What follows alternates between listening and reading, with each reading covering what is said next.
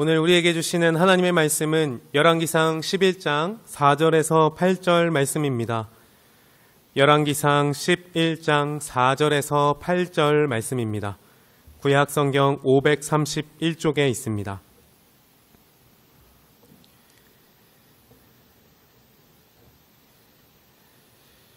우리 다 찾으신 줄 믿고 한 절씩 읽고 마지막 절은 합독하시겠습니다. 솔로몬의 나이가 많을 때에 그의 여인들이 그의 마음을 돌려 다른 신들을 따르게 하였으므로 왕의 마음이 그의 아버지 다윗의 마음과 같이 아니하여 그의 하나님 여호와 앞에 온전하지 못하였으니 이는 시돈 사람의 여신 아스타롯을 따르고 암몬 사람의 가증한 밀곰을 따름이라.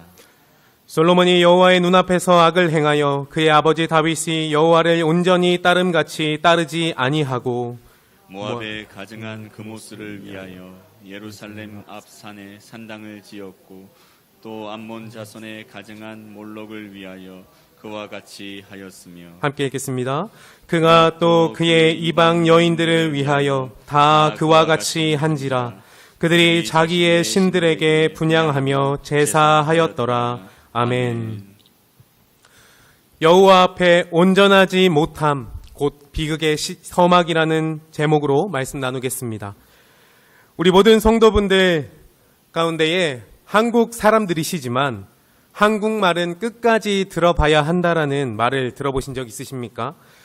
아주 중요한 내용을 전달할 때 혹은 어떤 선택을 해야 할 때 말 한마디에 완전히 내용이 달라지는 경우가 있습니다.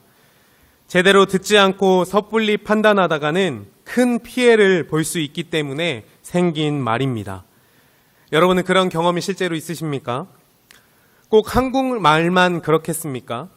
어떤 말이든 끝까지 잘 듣고 그 뜻이 무엇인지 상대방이 무엇을 의도하고 있는지를 잘 파악해야 아마 우리 일상생활 가운데서도 잘 살 수 있을 것입니다.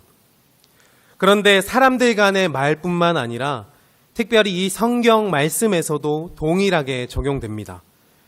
말씀을 그냥 읽을 때와 정독하며 읽을 때를 비교하면 정독하며 읽을 때 더 깊은 말씀의 의미를 발견하게 되지 않습니까? 특별히 하나님께서 직접 말씀하신 그 말씀을 볼 때 어느 한 부분에만 지엽적으로 보지 않고 전체 문맥에서 무엇을 말씀하고자 하시는지를 볼 때 더 큰 은혜를 누릴 수가 있습니다. 혹시 7월 첫 주 수요 예배 때 말씀이 기억나십니까? 솔로몬 왕이 여호와 하나님의 성전을 지어 그곳에 언약궤를 옮기고 온 마음을 다해 기도하고 또 번제를 드렸던 말씀이었습니다. 여호와 하나님께서 그 번제를 기쁘게 받으시고 성전 가득 임재해 주시지 않았습니까? 온 세상을 창조하신 조물주를 건물에 모신다라는 것 자체가 말이 안 되는 것이지만 하나님은 오히려 그것마저도 기쁘게 받아주셨습니다. 역대하 7장 18절의 말씀에 감동하신 여호와 하나님께서 솔로몬 왕에게 말씀하시길 내가 아버지 다윗과 같이 명령한 모든 것을 행하고 율례와 법규를 잘 지키면 이스라엘의 왕위가 견고하고 또 다스릴 자가 끊어지지 않을 것이라고 약속해 주셨습니다. 대부분 우리가 기억하는 말씀은 이 약속의 말씀까지입니다. 그런데 우리가 반드시 기억해야 할 내용은 그 뒤에 있습니다. 오늘 읽은 열왕기상 11장 본문의 상황이 발생하기까지 어떤 일들이 있었는지 알아야 우리가 바르게 이해할 수 있습니다. 역대하 7장 19절에서 20절 말씀을 함께 읽어보도록 하겠습니다. 시작. 그러나 너희가 만일 돌아서서 내가 너희 앞에 둔 내 율례와 명령을 버리고 다른 신들을 섬겨 그들을 경배하면 내가 너희에게 준 땅에서 그 뿌리를 뽑아내고 내 이름을 위하여 거룩하게 한 이 성전을 내 앞에서 버려 모든 민족 중에 속담거리와 이야기거리가 되게 하리니. 아멘. 솔로몬 왕의 임기 초기에 진심을 다해 하나님께 고백했던 내용이 있습니다. 여호와 앞에 자신은 출입할 줄 모르는 작은 아이라는 고백이었습니다. 그 겸손한 마음을 끝까지 지켜야지만 하나님께서 말씀하신 이스라엘의 복이 대대로 영영이 이루어질 수 있다라는 것이었습니다. 오늘 본문을 읽고 난 후에 여러분 어떤 생각이 드십니까? 솔로몬이 하나님 앞에 겸손했던 그 마음을 잘 지킨 것 같으십니까? 오늘 말씀을 들으신 후에 열왕기상 말씀을 처음부터 천천히 한번 다시 읽어보시기 바랍니다. 솔로몬 왕이 성전 건축을 완성하고 이스라엘을 위해 기도하고 또 번제물을 올려드렸습니다. 그의 꿈에 나타나 약속의 말씀을 해주신 그 열왕기상 9장 이후에 점점 갈수록 우리는 분위기가 이전과 같지 않다라는 것을 발견할 수 있습니다. 솔로몬이 여호와의 성전과 자신의 왕궁 건축을 마친 뒤에도 건축은 끝나지 않았습니다. 도시의 축대 공사와 도시를 수비하기 위한 예루살렘 성을 계속해서 건축했습니다. 군사적으로 도시를 보호하기 위해 여러 지역에 요새를 쌓으며 많은 투자를 했던 것입니다. 북쪽에는 하슬에, 중앙에는 무깃도에, 남쪽에는 게셀에 요새를 건축했습니다. 솔로몬은 건축을 통해 새로운 이스라엘을 개발하고자 했던 것입니다. 그럼 건축을 하기 위해 무엇이 필요하겠습니까? 건물을 지을 인력이 필요하지 않겠습니까? 그래서 솔로몬은 그 지역에 살고 있던 거주민들을 받아들였습니다. 열왕기상 9장 20절 말씀에 보면 아모리 사람, 헷 사람, 브리스 사람, 히위 사람, 여부스 사람, 그곳에 거주하는 다양한 그 이방 민족들이 등장합니다. 가나안을 정복할 때 그곳에 사는 주민을 모두 제거하라는 하나님 명령에 대한 불순종이 여호수아를 지나고 사사기를 지나고 사무엘 시대, 다윗 시대, 지금 솔로몬의 시대까지 처리하지 못하고 계속해서 이어져 오고 있는 것입니다. 솔로몬은 건축을 위한 그 값싼 노동력을 얻기 위해 그들을 노예로 남겨두었던 것입니다. 노예들을 관리할 인력도 필요로 했고 이스라엘 백성에서 그 관리자들을 뽑았습니다. 솔로몬 자신의 그 야망을 이루기 위해 사용된 고된 노동은 솔로몬이 죽은 뒤에 북부 지역의 지파들이 반역을 일으키는 결과를 불러일으키지 않았습니까? 그 바로 뒤에 등장하는 말씀이 솔로몬에게 지혜를 구하기 위해 찾아왔던 스바 여왕의 이야기였습니다. 스바 여왕은 솔로몬을 시험하고자 질문했지만 대답하지 못하는 것이 없었고 그 답에 대한 대가로 낙타에 싣고 왔던 향품과 금과 보석 그 모든 것을 다 주었습니다. 금의 양이 무려 120달란트, 약 4,000kg였습니다. 심이 많은 향품과 보석 그 모든 것들을 주었는데 향품을 준 것에 있어서는 스바 여왕이 준 이후에 솔로몬에게 그렇게 많이 준 향품을 본 적이 없다라고 말할 정도였습니다. 솔로몬은 홍해 물가에 에시온 게벨이라는 항구도 지었습니다. 이 사공들에게 금을 캐도록 했습니다. 그렇게 얻은 금의 양이 420달란트, 약 14,000kg였습니다. 스바 여왕의 120달란트와 그 외의 것들까지 솔로몬이 가진 금의 무게가 자그마치 666달란트였습니다. 약 22,000kg가 넘었습니다. 그 금들이 어떻게 사용되었는지 보시겠습니까? 우리 10장 16절에서 17절 말씀을 함께 읽어보도록 하겠습니다. 시작. 솔로몬 왕이 쳐서 느린 금으로 큰 방패 200개를 만들었으니 매 방패에 든 금이 600세겔이며 또 쳐서 느린 금으로 작은 방패 300개를 만들었으니 매 방패에 든 금이 3만에라. 왕이 이것들을 레바논 나무궁에 두었더라. 아멘. 엄청난 금으로 한 일은 장식을 위한 방패를 만드는 것이었습니다. 또한 상아로 큰 보좌를 만들고 그것을 금으로 입혔으며 왕이 마시는 그릇과 레바논 나무궁에 있는 모든 그릇들을 다 금으로 쌓았습니다. 네, 물론 하나님께서 솔로몬에게 너의 구하지 않은 부와 영광도 주시겠다라고 말씀은 하셨습니다. 하나님은 신실하게 그 약속을 지켜주셨고 솔로몬은 성공한 사람의 표본이었습니다. 왕의 재산과 지혜가 그 어느 왕보다 커서 온 세상 사람들이 하나님께서 그 마음에 주신 지혜를 듣고자 그의 얼굴을 보기 원하였습니다. 정작 하나님께서 주신 그 마음의 지혜라 그 말하는 자들은 온 세상 사람들 뿐입니다. 해마다 사람들이 가져온 각기 예물들로 그곳은 넘쳐났습니다. 그러나 그 어디에도 이스라엘 백성이 부귀영화를 누렸다라는 말씀은 찾을 수가 없습니다. 이스라엘의 왕은 하나님의 복을 누렸지만 백성들에게까지는 미치지 못했습니다. 주께서 택하신 셀 수 없이 많은 그 백성을 재판할 수 있도록 듣는 마음을 주사 주의 백성의 선악을 분별하게 해달라던 고백은 어떻게 된 것일까요? 그리고 솔로몬은 병거와 마병을 만들었습니다. 말을 기르는 취미 생활이 아니었습니다.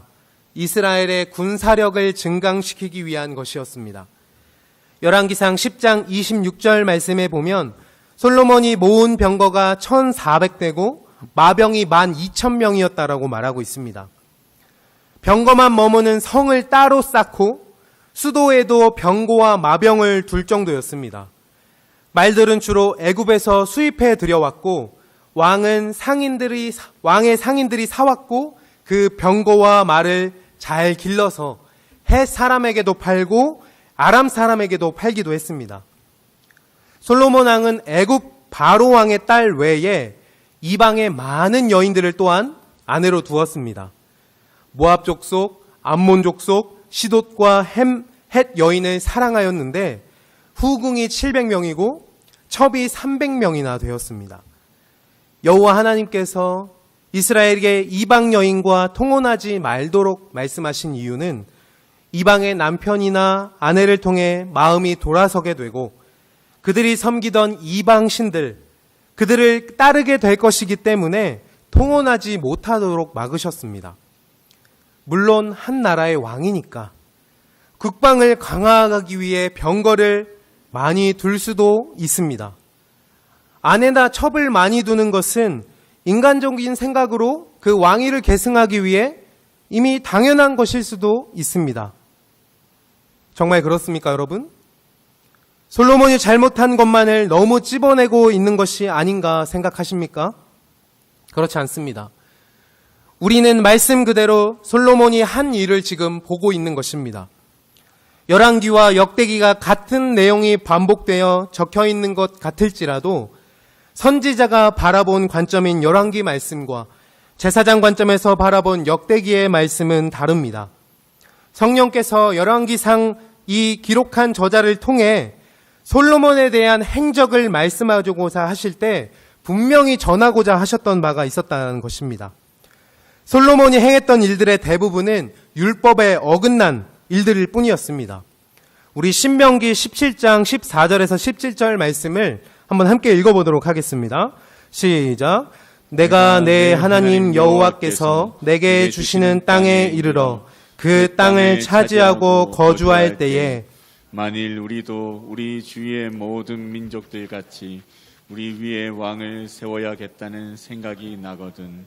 반드시 내 하나님 여호와께서 택하신 자를 내 위에 왕으로 세울 것이며 내 위에 왕을 세우려면 내 형제 중에서 한 사람을 할 것이요 내 형제 아닌 타국인을 내 위에 세우지 말 것이며 그는 병마를 많이 두지 말 것이요 병마를 많이 얻으려고 그 백성을 애굽으로 돌아가게 하지 말 것이니 이는 여호와께서 너희에게 이르시기를 너희가 이후에는 그 길로 다시 돌아가지 말 것이라 하셨음이며 그에게 아내를 많이 두어 그의 마음이 미혹되게 하지 말 것이며 자기를 위하여 은금을 많이 쌓지 말 것이니라.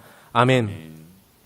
하나님께서 모세를 통해 이스라엘 백성에게 율법을 주실 때 이미 왕의 제도를 주셨습니다.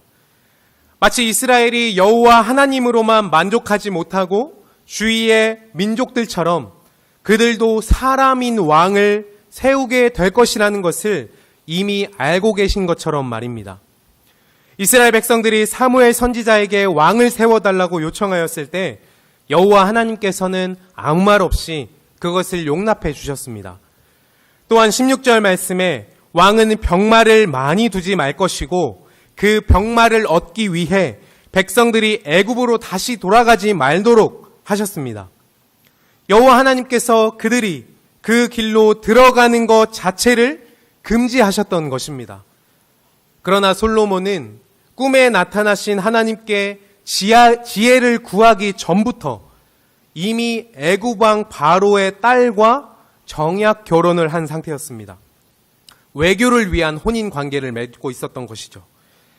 애굽으로 다시 돌아가지 말라고 하신 하나님의 명령은 이스라엘과 애굽 그 사이에 굳건히 지키라고 하신 것일 텐데 솔로몬 왕이 애굽 왕 바로의 딸과 정약 결혼을 하였으니 이미 외교적으로 애굽으로 들어가는 그 문이 활짝 열린 상태나 다름없는 것이었습니다.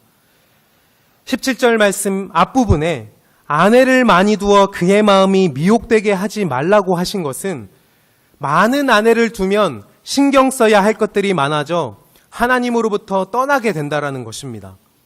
한 가정을 제대로 이끄는 것도 힘이 드는데 여러 아내를 두는 것은 어떻겠습니까? 더군다나 엄청나게 많은 이방 여인들을 아내로 첩으로 두었으니 제대로 된 가정이 있었겠습니까? 또 이스라엘 백성들을 잘 돌볼 시간이 있었겠습니까? 17절 하반절 말씀에 자기를 위하여 은금을 많이 쌓지 말 것이니라. 그가 소유한 수많은 금과 보석, 귀한 백단목과 향품들이 있지 않았습니까? 재산과 지혜가 세상의 그 어느 왕보다 커서 정말로 많은 것을 가진 솔로몬 왕이었습니다. 그는 경제적으로나 군사적으로 매우 성공한 왕이었습니다. 그러나 그는 하나님의 명령을 거역한 너무나 인간적인 왕이었습니다.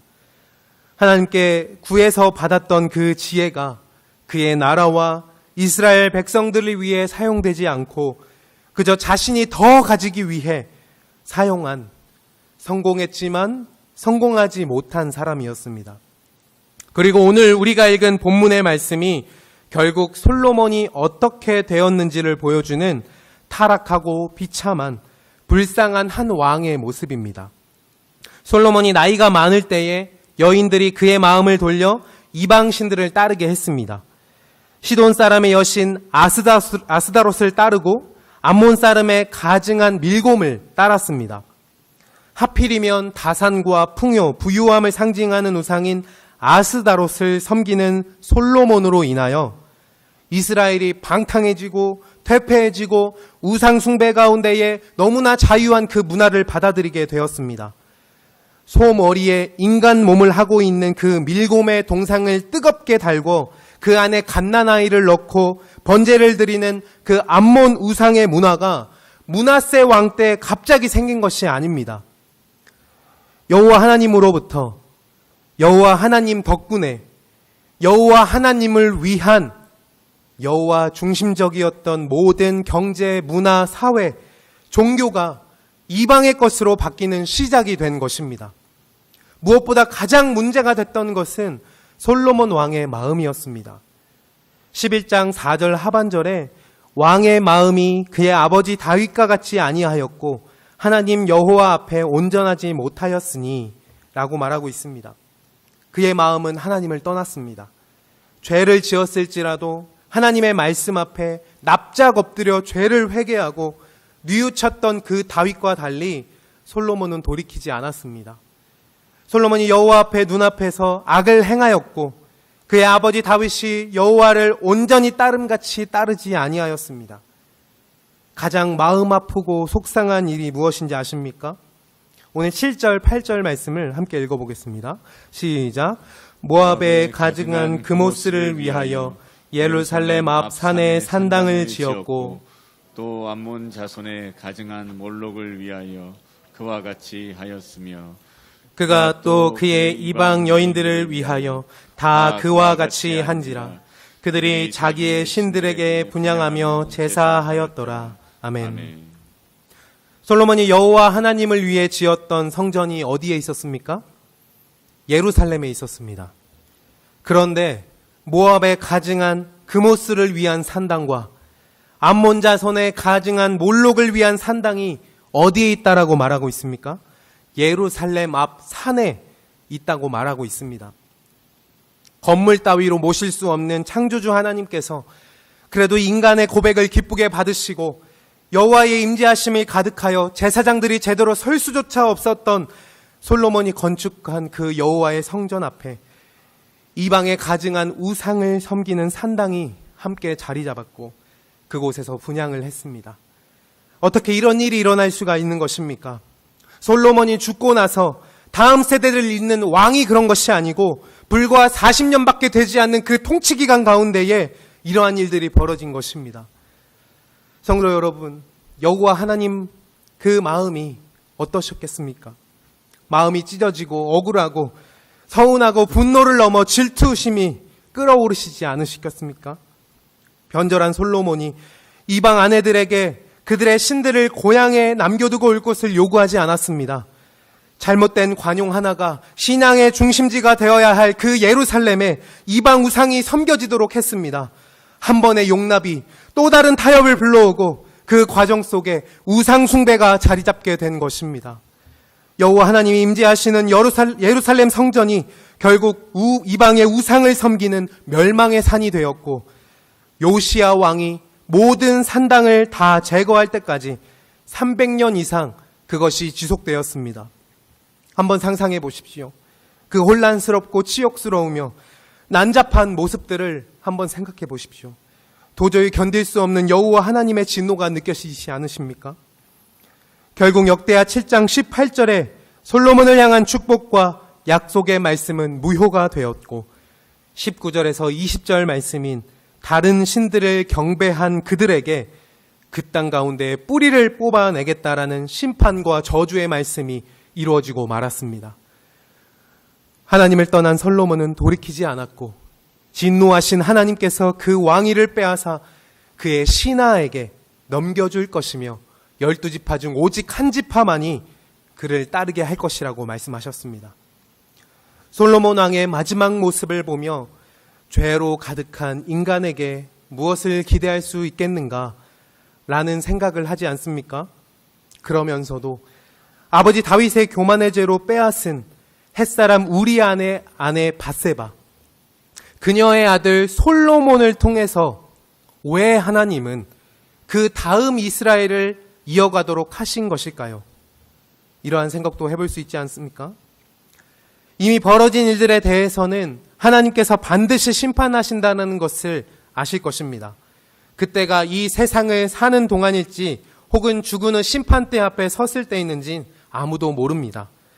가장 중요한 사실 하나는 하나님께 구원을 받고 믿음을 지키는 것은 유대인에게건 헬라인에게건 이방인에게건 그 사람의 출신이 아무런 문제가 되지 않는다라는 것입니다.